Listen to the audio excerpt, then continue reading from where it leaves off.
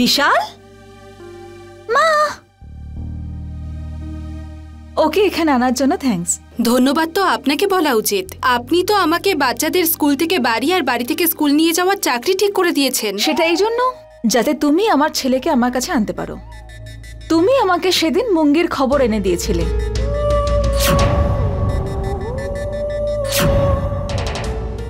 এক মিনিট, তোমার পুরস্কার। এবার তুমি কিছুক্ষণ বাইরে বসো, আমি তোমায় ডেকে নেব। চল বাবা। আর কতদিন পর আমাকে তোমার কাছে রাখবে? সোনা, তুমি তো জানো তোমার মা কতটা অসহায়। হ্যাঁ, ব্যাস আর কটা দিন। মা, আজকে আমাদের স্কুলের টিচার কাজ দিয়েছিল আমাকে যে মাকে একটা চিঠি লেখো। স্কুলের খাতাতে আমি সন্তু আন্টির নাম লিখেছিলাম, কিন্তু এই খাতায় আমি তোমার নাম লিখেছি। আমি তো তোমারই ছেলে। দেখাও।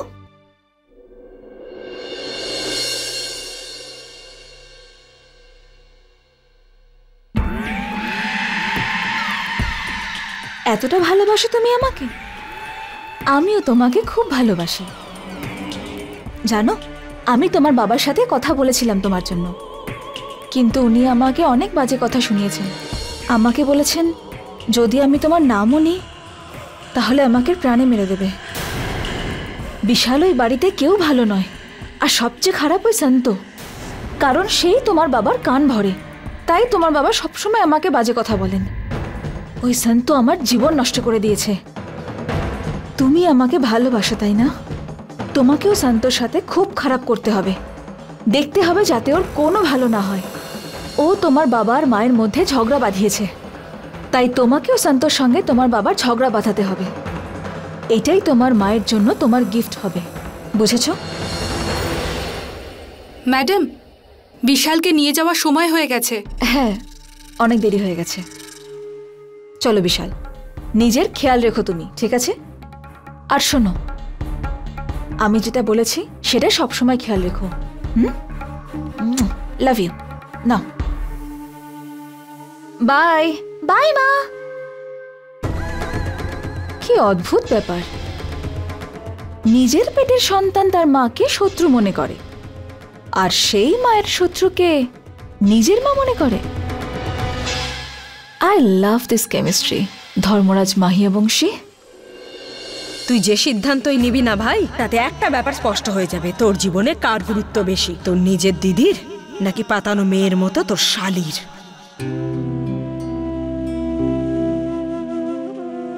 মালিক,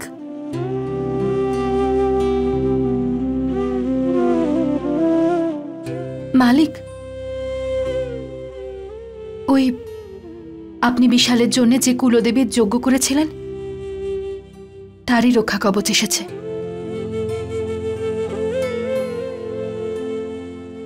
আপনি কালকের কথা ভাবছেন তাই না?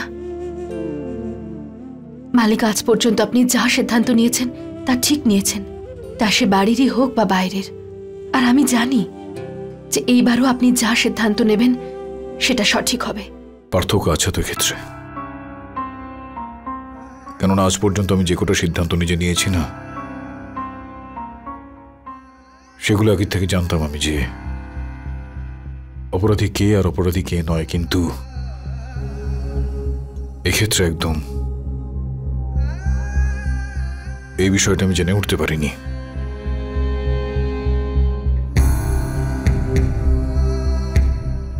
অদ্ভুত একটা অনুভূতি হচ্ছে আমার।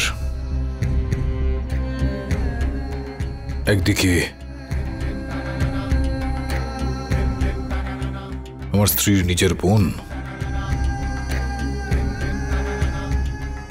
যাকে আমি সবসময় নিজের মেয়ে বলে মেনে এসেছি, আর অন্যদিকে ব্যাপারটা হচ্ছে যে আমার দিদি ভাই, যাকে আমি সবসময় নিজের মা বলে মেনে এসেছি।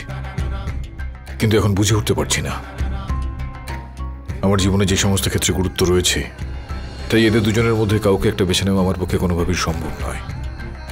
এরা দুজনেই এই মুহূর্তে জীবনে একটা অদ্ভুত পরিস্থিতির মধ্যে দিয়ে যাচ্ছে, সেটা আমি বারবার ভেবে চলেছি। এটা তো আমার খুবই খারাপ লাগবে তাই না, যখন দিদি ভাই ওই ছেলেটার সম্বন্ধ নিয়ে এসেছে মঙ্গির সঙ্গে বিয়ে দেওয়ার জন্য। ছাড়, তুই বেঁধে দে।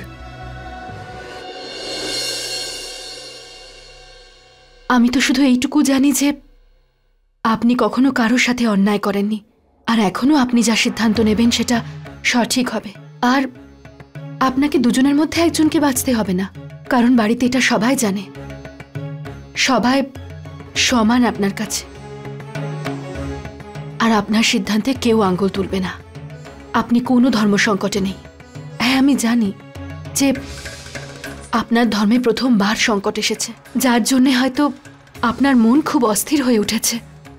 সেই জন্যই আমি রক্ষা কবচ বাঁধলাম, যা আপনাকে শক্তি দেবে আর আপনার ধর্ম রক্ষা করতে সাহায্য করবে। তাই যেন হয়।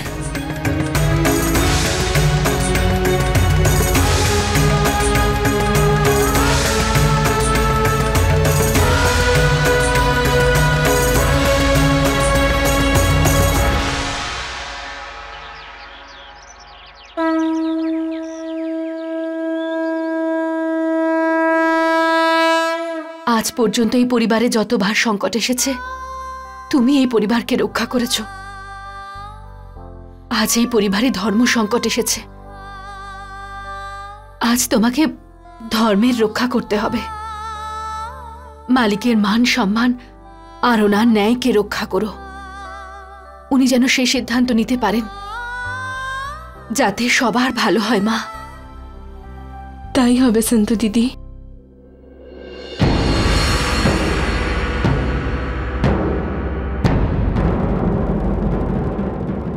তোমার প্রার্থনা নিশ্চয়ই সফল হবে। জামাইবাবু আজও সেই নির্ণয় নেবেন যাতে সবার ভালো হয়। ভুল আমি করেছি, আর তার শাস্তি পাওয়ার জন্য আমি তৈরি। তাতেই আমার প্রায়শ্চিত্ত হবে।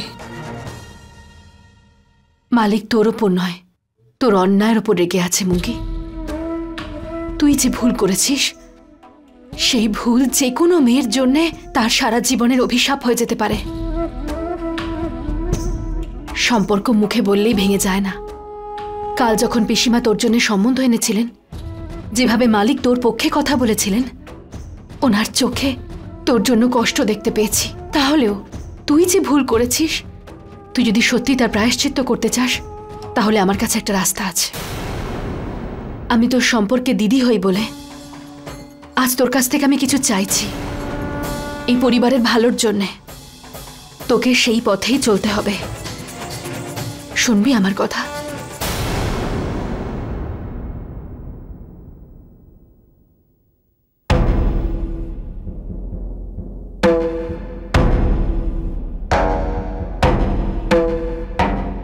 কাল তুই অনেক কথা শুনিয়েছিস আমায়। মনে হচ্ছে তুই ভাইয়ের চেয়ে বেশি বাবা।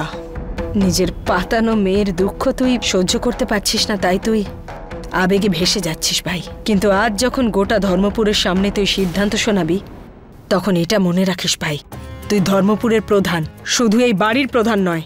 না কারোর ভাই, না কারোর মালিক, না কারোর বাবা। আজ তুই যে সিদ্ধান্তই নিস না কেন ভাই, একটা কথা কিন্তু ভুলে যাস না, যে তোর জীবনে এখন অনেকগুলো বড় কাজ বাকি। সূর্যর বিয়ে, তোর নাতিপুতিদের দায়িত্ব, বিভার নষ্ট হয়ে যাওয়া জীবনটাও তো ঠিক করতে হবে। সেজন্য আবেগে ভেসে গিয়ে কোনো ভুল সিদ্ধান্ত নিস না ভাই। তুই যা সিদ্ধান্তই নিবি, তার প্রভাব কিন্তু শুধু এই বাড়িতে নয়, গোটা ধর্মপুরে পড়বে। আর সেই জন্য গোটা ধর্মপুর তোর দিকে তাকিয়ে রয়েছে।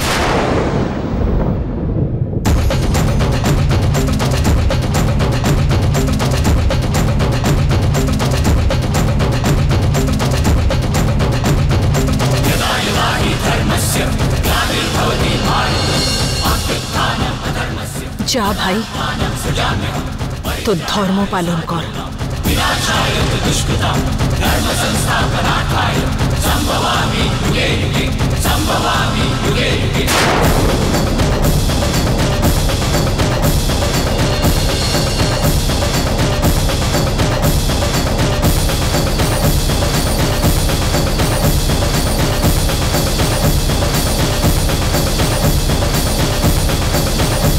মালিক এসে গেছে, মালিক এসে গেছে, মালিক এসে গেছে।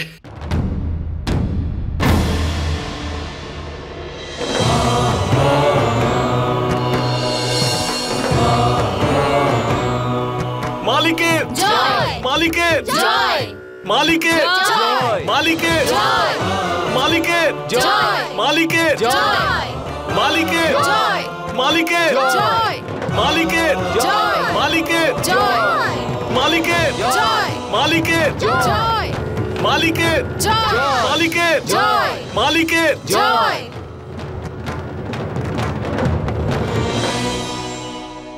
আমরা সবাই জানি যে আজকে পঞ্চায়েত এখানে কেন ডাকা হয়েছে এবং আজকে এখানে কি সিদ্ধান্ত নেওয়া হবে, কিন্তু তার আগে আমি এটা অবশ্যই বলবো যে এখনো পর্যন্ত এই ধর্মপুরের পঞ্চায়েত যা যা সিদ্ধান্ত নিয়েছে সেগুলো সঠিক ছিল।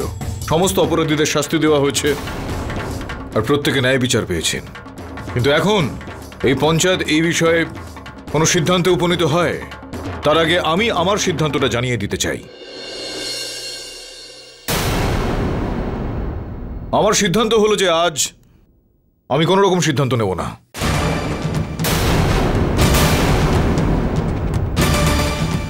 কিন্তু মালিক, আজ আপনি সিদ্ধান্ত কেন শোনাবেন না? আমি বলছি, এখনো পর্যন্ত কঠিন সিদ্ধান্ত নিতে গেলে ওনার কোনোদিনও বুক কাঁপেনি, কিন্তু আজ এমন ভয় পাচ্ছেন নিজের সন্তান সমান শালীকে শাস্তি দিতে হবে যে। এই, আমি জানি আমাকে কি করতে হবে এক্ষেত্রে। যে আজ পর্যন্ত আমি এই চেয়ারেই বসে আমার নিজের পরিবারের সদস্যদেরও তাদের ভুলের জন্য শাস্তি দিয়েছি। আজ আমি কোনো রকম সিদ্ধান্ত নিচ্ছি না, সেটার কারণ হলো এই যে শুধুমাত্র এই ক্ষেত্রে অভিযোগকারী নিজে স্বয়ং আমার বাড়ির সদস্য এবং অভিযুক্ত। সেই কারণে আমি এক্ষেত্রে কোনো রকম সিদ্ধান্ত আজ নিতে চাই না। এমন সিদ্ধান্ত যেটা আগামীকাল প্রত্যেকে আমার নেওয়া এই সিদ্ধান্তটাকে নিয়ে প্রশ্ন তুলতে পারে। আমার পুরো বিশ্বাস রয়েছে যে আজ এই পঞ্চায়েত যে সিদ্ধান্তটা নেবে সেটা একেবারেই সঠিক সিদ্ধান্ত হবে। অপরাধী অবশ্যই শাস্তি পাবে। আজ যখন এই কঠিন সিদ্ধান্ত নেওয়ার সময় হয়েছে তখন ধর্মরাজ মাহিয়া বংশী পিছু হটলেন কেন? আমি আজ এই সিদ্ধান্তটা নিই বা না নিই, আমার পুরোপুরি বিশ্বাস রয়েছে যে পঞ্চায়েত এক্ষেত্রে যেই সিদ্ধান্তটা নেবে সেটাই সঠিক হবে এবং সেটা কোনোভাবেই পক্ষপাত দুষ্ট হবে না।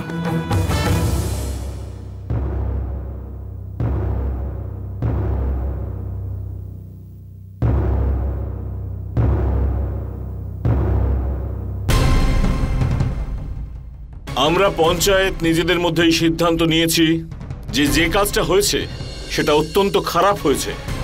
আমাদের সমাজের জন্য এটা একটা উদাহরণ। সেই কারণে পঞ্চায়েত সিদ্ধান্ত নিয়েছে যে এই মেয়েটি এক্ষুনি এবং এই মুহূর্তে এই গ্রাম ছেড়ে যেন চলে যায়। বা পঞ্চায়েত, যখন আমার মেয়ে দোষ করেছিল তখন পাথর মারা হয়েছিল। এই ডাক্তার একদম ঠিক বলেছেন, মাহিয়া বংশী পরিবারের বিরুদ্ধে পঞ্চায়েত যাবে না। আমার মেয়ের থেকেও বেশি ভুল করেছে ও, অন্যের স্বামীকে কেড়ে নিয়েছে। ঠিকই বলেছিলেন মালিক আপনি, আপনার ন্যায় দেখেই বোঝা যায় ধর্মপুরের মালিক আর ধর্মপুরের ন্যায় কতটা ঠিক।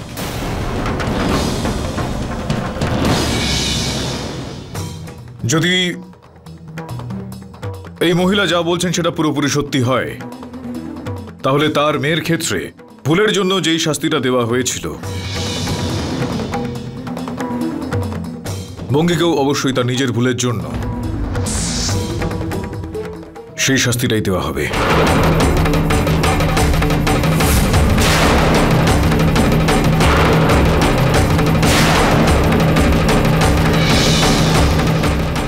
বাবা, কিন্তু এই সিদ্ধান্তটা ভুল। যদি ওকে পাথর মেরে শাস্তি দেওয়া হয়ে থাকে তাহলে শাস্তি তারও পাওয়া উচিত যে এই পাপ কাজে সমানভাবে অংশীদার এই ছেলেটা। শাস্তি তো দুজনেরই হওয়া উচিত, তাই না? শাস্তি আমি কেন পাবো? এটা তো অন্যায়। আমাদের মধ্যে যা কিছু হয়েছে সেটা দুজনের সম্মতিতেই হয়েছে। আমি কোনো জোর জবরদস্তি করিনি মুঙ্গির সাথে। একদম ঠিক বলেছ, আমিও সেটাই বলছি। এই ভুল কাজে এরা দুজনের সমান অংশীদার, শাস্তি ওরও পাওয়া উচিত। বাহ, এটাই আমাদের সমাজের নিয়ম যে যখনই একটা ছেলে আর মেয়ের মধ্যে এরকম সম্পর্ক তৈরি হয় তখন আঙুলটা ছেলেদের দিকেই তোলা হয়। কেউ এটা ভাবে না যে যদি মেয়েটা না বলে তাহলে একটা ছেলের তাকে ছোঁয়ার সাহস হয় না। আমার অবস্থা তো আরো খারাপ, কারণ আমার স্ত্রী আমাকে স্বামী হিসেবে স্বীকারই করেন। সেই সময়ে এই মেয়েটা আমার কাছে এসেছিল সহানুভূতি দেখাতে, আর ও আমাকে আগে থেকেই ভালোবাসতো। এই সিচুয়েশনে আমি কি করতাম বলুন? সেই ভুলটাই করলাম আমি, যেটা আমার করা উচিত ছিল না। কিন্তু আমি আমার সন্তানের দায়িত্ব নিতে রাজি আছি। এরকম পরিস্থিতিতে ভুল যে কেউ করে ফেলতে পারে, কিন্তু তুমি কি করে ভুল করলে? তুমি তো বিবাহিত, তাই না? দেখতে গেলে তো তুমি শুধু একটা মেয়ের নয়, দুটো মেয়ের জীবন নষ্ট করে দিয়েছো। এটা তো খুব সত্যি কথা যে দুজনেই অন্যায় করেছে। যতটা অন্যায় এই ছেলেটি করেছে ততটাই অন্যায় এই মেয়েটিও করেছে। দুজনের শাস্তি সমান হওয়া উচিত। পঞ্চায়েত সিদ্ধান্ত নিয়েছে যে এই দুজনকে একসাথে পাথর ছুঁড়ে মারা হোক।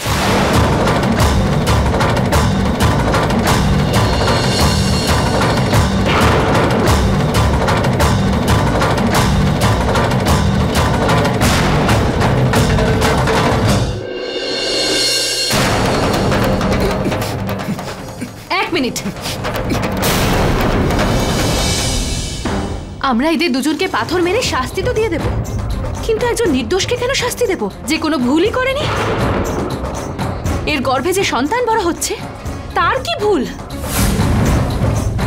যদি আমরা এদের দুজনকে পাথর মারি তাহলে ওই ছোট শিশুটিরও লেগে যেতে পারে, যে কোনো অন্যায় করেনি, যে নির্দোষ, যে এখন এই পৃথিবীতে আসেইনি।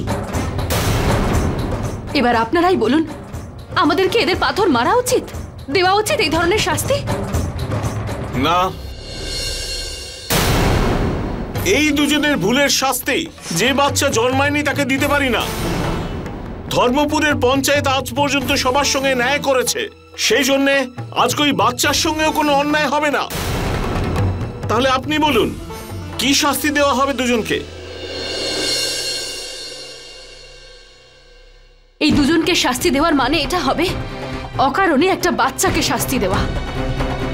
এদের দুজনকে শাস্তি দেওয়ার থেকেও বেশি জরুরি ওই বাচ্চাটার সাথে ন্যায় করা, তাকে মান সম্মানের সাথে পৃথিবীতে নিয়ে আসা। এই তো সবার সামনে বলেছিল না যে এই বাচ্চাটার দায়িত্ব নেবে, তাহলে ও বাচ্চার সাথে সাথে এবার বাচ্চার মায়েরও দায়িত্ব নেবে। সেটা তো অসম্ভব। এরা দুজন একসাথে কি করে থাকবে? এই ছেলেটা তো বিবাহিত। বিবাহিত ছিল, যেমনটা আমার স্বামী বলেছিল, পুরো গ্রামকে বলেছিল আমাদের স্বামী স্ত্রীর সম্পর্কটা প্রথম থেকেই খারাপ ছিল। আর আজ আমি পুরো গ্রামের সামনে বলছি, আমি এই ছেলেটার থেকে ডিভোর্স চাই।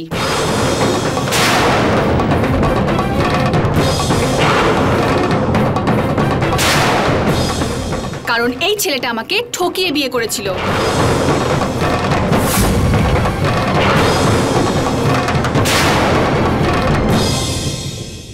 এটা আমার বোন আর আমার স্বামীর সমস্যা। আজ আমি আপনাদের সবার সামনে বলছি, এ সারাঙ্গের সাথেই থাকবে। এটাই ওর শাস্তি, যার গর্ভে ওর সন্তান বড় হচ্ছে। তবেই শিক্ষা হবে সমস্ত ছেলেদের, যাতে এই ভুলটা কোনো ছেলে কোনোদিনও না করতে পারে। কিন্তু আমি মুঙ্গির দায়িত্ব কেন নিতে যাব? আমি আপনাদের সবার সামনে এটাই বলেছিলাম যে আমি হবু সন্তানের দায়িত্ব নিতে রাজি আছি। এই তো বলেছিল যে এই যদি সময় না পৌঁছতো তাহলে মুঙ্গি ওদের বাচ্চাটা নষ্ট করে দিত। কে বলতে পারে মুঙ্গি যদি আবার এরকম ভুল করে, এই ছেলেটা আবার আমাদের বাড়িতে আসবে, আবার পঞ্চায়েত বসবে। তার থেকে তো এটাই ভালো যে ওই ছেলেটা এর দায়িত্ব নিয়ে।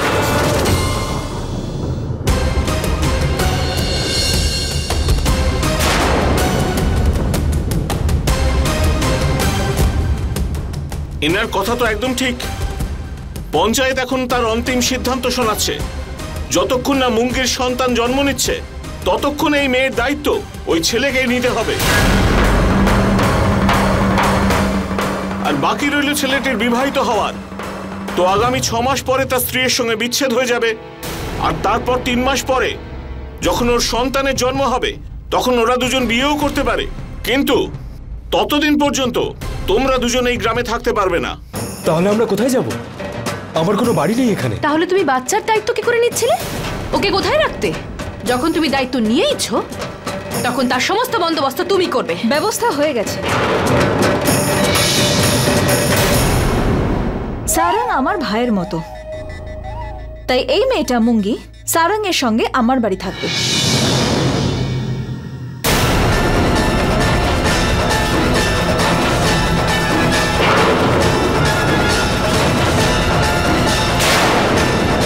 হে কোরিয়াল মা, পঞ্চায়েতে সেরকমই সিদ্ধান্ত নেওয়া হলো, ঠিক যেমনটা আমি ভেবেছিলাম। अपने पसंदीदा शो के फुल एपिसोड देखने के लिए अभी डाउनलोड करें दंगल प्ले ऐप।